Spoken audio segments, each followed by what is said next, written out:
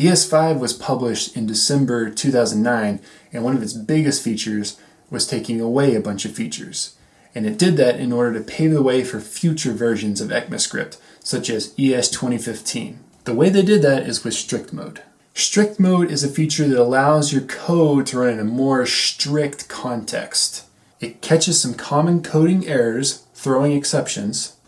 It prevents relatively unsafe features. It disables some features, and it changes some features.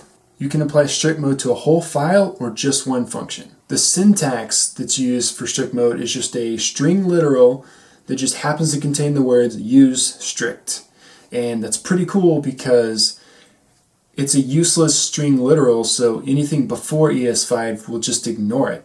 So let's jump in and look at some examples. So one of the things strict mode did is restrict this with keyword, which is something I've never actually heard of because I haven't been using JavaScript that long. But basically what it did is you could say with math, and then inside of here I don't have to say math.pi, math.cosine, math.sine, and that works. But as you can see, let's put use strict on there just like that. And strict mode may not include a with statement. So another thing removed in strict mode is arguments.callee and arguments.caller. So you can see here is an example of arguments.caller where they're trying to figure out which function called this function. What's interesting about this is not only was it removed in strict mode, it's removed completely now. But arguments.callee is something that was removed in strict mode that still works. So here's an example of a recursive function, and it's using arguments.callee to call itself. So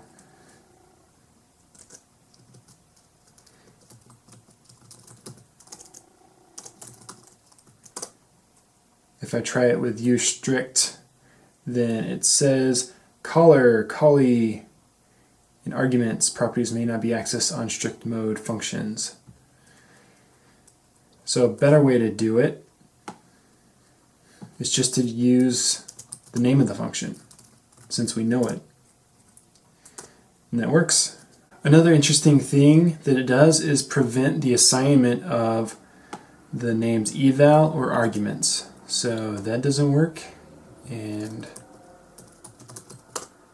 that doesn't work. Another thing that it does is prevent octal syntax. So I'll give an example. It's a number that starts with 0. So that looks like 34. It's actually 28 because when it sees a number that starts with 0, it thinks it's octal, which is base 8, and it converts it. So let's do that again in strict mode. Octal literals are not allowed in strict mode. Cool. It also prevents you accidentally creating global variables. So if you just start making a variable,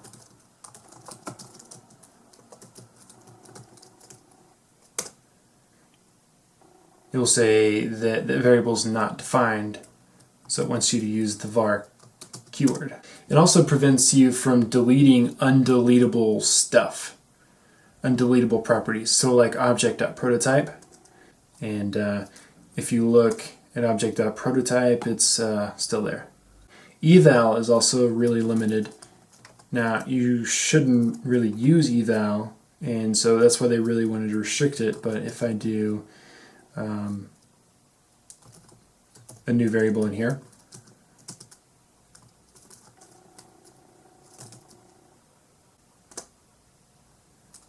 check animal. Animal's not defined. So eval will not let you create a new variable anymore. This one's just common sense. You can't have a function with two parameters that are the same. So that works. And then if we turn on strict mode, duplicate parameter name not allowed. It also requires that all objects have unique properties. But that's not true anymore in ES 2015. So I'll skip that. Also, before strict mode, you could assign something to nan or assign something to undefined, and it would just silently fail because nan is still nan, undefined is still undefined. So in strict mode,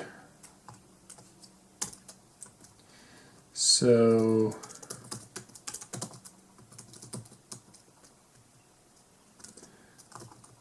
in strict mode,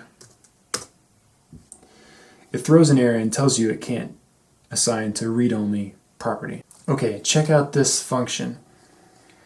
I'm going to pass in a parameter, and then we're going to assign it 42. And then we're going to return arguments 0 and a. So would you expect arguments 0 and a to be the same thing? Let's pass in 1. And we get 42 and 42. So it's aliasing the arguments object with the formal parameter there. But in strict mode,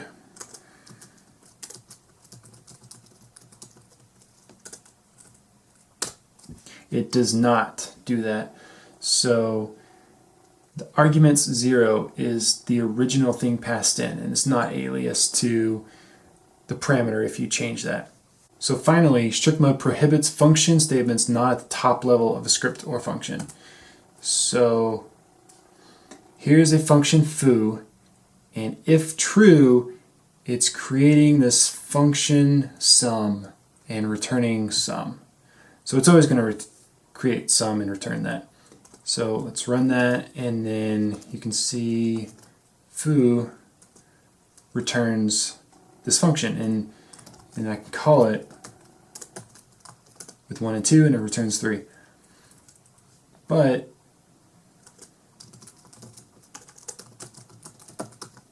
with use strict,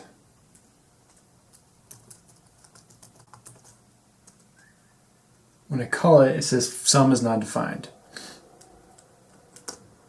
Sum is not defined. So what about browser support?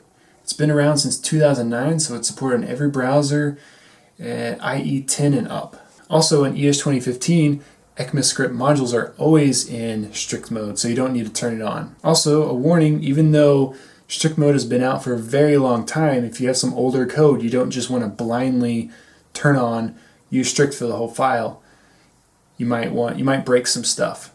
So you might want to slowly turn on function by function. And also, if you're concatenating a bunch of files together, including third-party code, you probably don't want to turn on use strict globally, because you could break that third-party code. You never know if they're using something that's not allowed in strict mode. So, I hope that was interesting. I learned some stuff that I didn't know before I started looking this up. You know, what exactly is strict mode? I didn't know. So, there you go. And I will see you next time.